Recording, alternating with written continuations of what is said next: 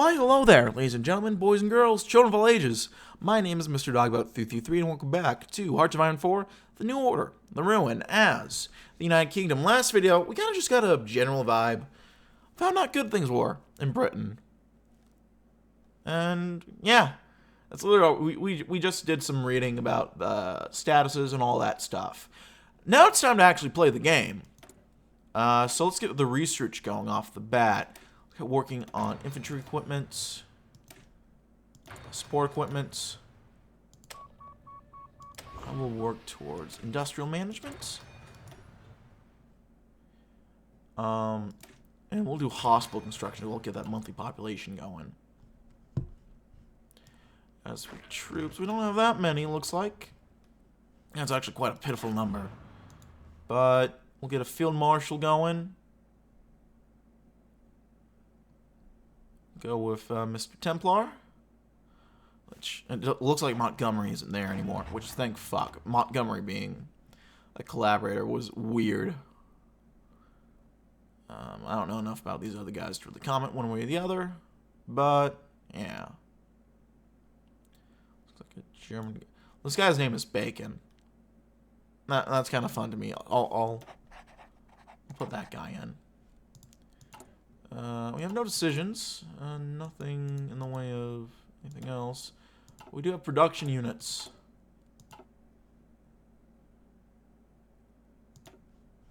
So we'll get working on building those, and then can't put anything towards factories, which is a little weird. Also have no military factories.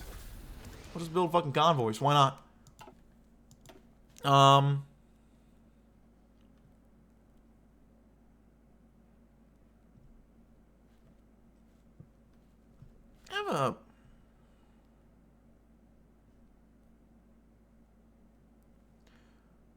Ooh, okay. I see what's going on here. So this is like the old one where you eventually choose between MI5 or you go for resistance. So it looks kind of similar to what used to be around, but it's also a little different. Let's do Ghost in 1956. Did I get my timer started? I did not. Let's go 17 minutes. 6 years. 6 years after the uprising of 1956 wrought disaster and anarchy upon nearly every part of his nation, as the Chesterton ministry was paralyzed under its weight. Fortunately, chaos was met by the combined forces of order, and with the joint pushback from both our army and our German brothers' garrisons, the uprising was crushed utterly. Since then, an uneasy calm has returned to the nation, and the Domville Ministry's enlightened rule has caused prosperity to return to Britain, BPP membership to increase, and the extreme ideological splits between fascists and non-fascists in our party to become workable. However, all reports from MI5 indicate the same thing. HMMLR activity is increasing again, and as the terrorists are beginning to re-emerge in areas where they have not been active since the uprising, we must not make the mistake Chesterton did, and thus must begin to take preemptive measures. That will work.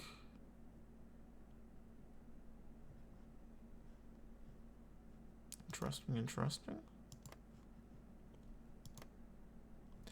Yeah, let's get going. Oh, now we can actually start doing construction. That makes a lot more sense. Working on rifles, I guess. Some artillery. Support equipment. I guess civilian trains. Why not? Well, we have no steel. That's probably why not. Oof. That's very awkward. We have no resources. Holy shit. Why do we not have any resources? Is that Germania? Well, this is economy. That's not what I was looking for exactly. Well, it's a good idea to look at that. Alright, so we have a surplus going for us.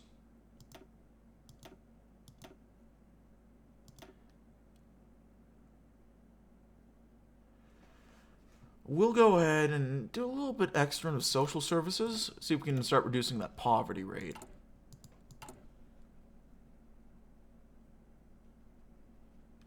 I don't know if it works like that exactly, but we'll give it a shot and then we'll find out. And then where are we lacking? We need hospitals in Greater London. We need a lot of things in Greater London, so that actually works. Hospital there, probably there too in Birmingham. Build things in a couple of these cities that need them. There's not going to be one there, so we'll get working on that.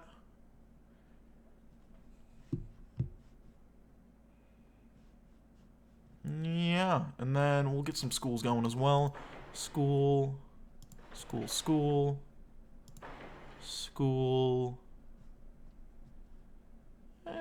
there.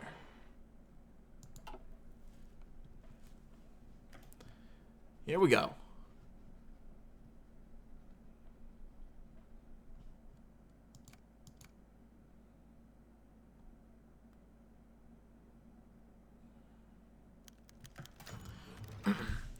In the name of His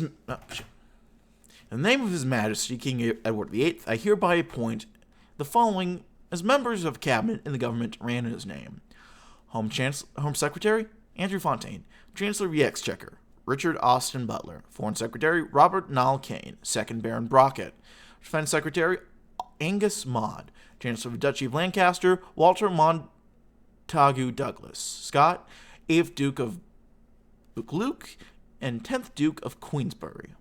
Lord Chancellor Sir Jocelyn Morton Lucas, 4th Baronet, Minister of Education and Sciences Jane Birchwood, 2nd Baroness Birdwood. Minister of Health Ben Green, Minister of Labor Harold Wilson, Minister of Transport William Edward David Allen, Minister of Food and Agriculture Gerald Wallop, 9th Earl of Portsmouth, Minister of Culture Reginald Dorman Smith, President of the Board of Trade Reginald Malding, Minister of the Commonwealth Reginald Manningham Buller, Scotland Secretary William Weir Gilmore, Postmaster General Frederick Bennett, Chief of the Defense Staff Gerald Templar, Chief of the Imperial Green General Staff Walter Walker, First Sea Lord and Chief of the Naval Staff Angus Graham, 7th Duke of Montrose, Chief of the Air Staff Benson Relton Freeman. Barry Donville.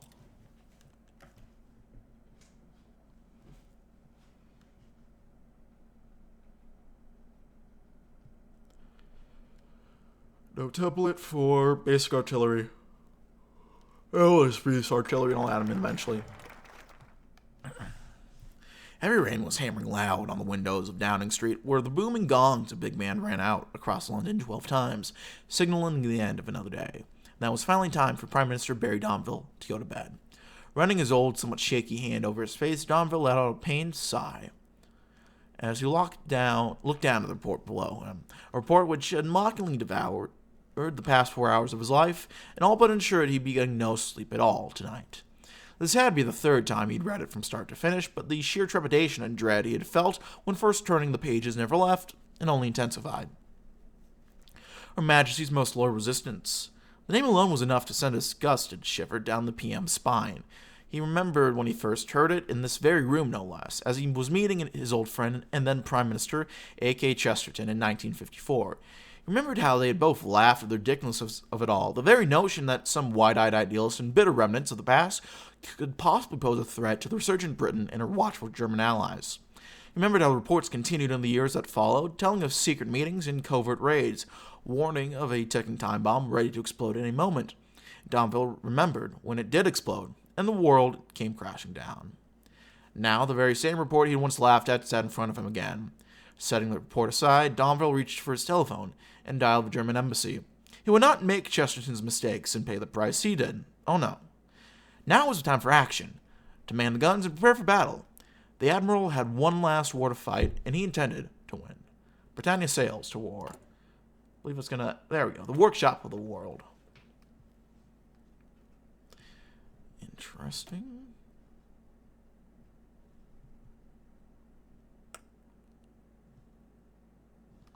Corporate ownership. Okay, huh. What does this mean exactly? Strange, isn't it, how the tables have turned? The Industrial Revolution began in Britain, nurtured by the finest craftsmen, spinsters, and engineers, forging the vision of a new tomorrow. Now, with Germany standing hand in hand with us in our new order, you must admit that such a partnership is not truly equal and make do from there. To embark upon industrial projects, you must best utilize these swarthy conglomerates you see before you. Each state carries influence from each 5 main conglomerates, listing the rough levels of state, corporate, and private ownership, each carrying their own unique benefits and drawbacks. Each year, the Chancellor will announce to the Commons the goal of a fiscal year. It's paramount you meet these promises, lest the economy crumble under the crushing weight of its speculative beneficiaries. To achieve each goal, the corporations will be your greatest asset and your greatest foe, depending on how you want to view it. Additionally, as much as the government might resent it, this country is vulnerable to numerous crises. By means of public and private, it is paramount that you resolve each crisis using the tools at hand, lest the weight of all your failures lead to the most dire of consequences. Okay, our GDP growth is about as bad as actual British GDP growth right now. Inflation is not horrible, it looks like, and unemployment, it could be worse. So London and National. Okay, I kind of see now.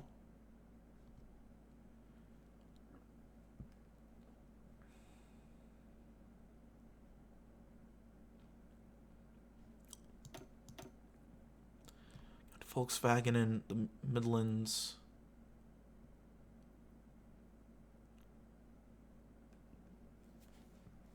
Looks like the 5 corporates are Deutsche Bank, Reichswerke, Blom & Voss, AEG, and Volkswagen. Okay. Let's take a look at the national scale. So we have the Thames Estuary Airport and the Severn Barrage.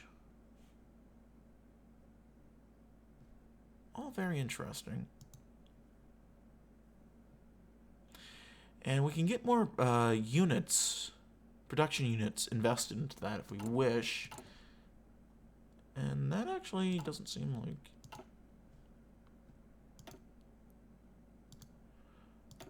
Let's up some of these guys, if we can.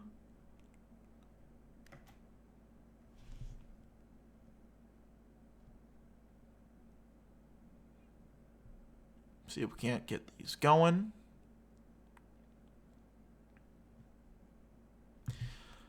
All interesting stuff. All right. I don't think I understand this at all, but I can hopefully figure it out.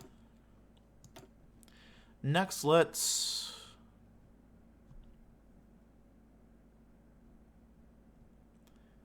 work on approaching the Hydra. Our party, the BPP, is by all reports not what it once was. Where once there was unity and strength, factionalism and corruption have taken hold. This is entirely intolerable in a time where we have to pass new measures to support the terrorists. The old guard, devout supporters of Prime Minister Barry Domville, still embody the spirit of Britain and can be fully relied on, both for loyalty and competence. But they unfortunately no longer hold a majority in the party. The pragmatists, weak advocates of demagogic rule, led by Rab Butler, will find a way to object to our measures under the grounds of tyranny, and the ideologues, ex-communists in a fascist cloak, who stand for much of the same mob rule that these pragmatists advocate for, will oppose these measures for no better reason than the old guard supports them. We must find a way to remedy this constant factionalism and create a totally united party, or else infighting will consume us before HMMLR even gets a chance to. Well, you've heard of leftist infighting, but get ready for rightist infighting.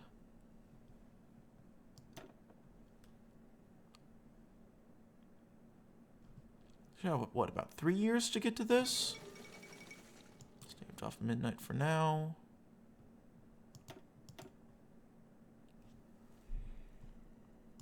All interesting stuff.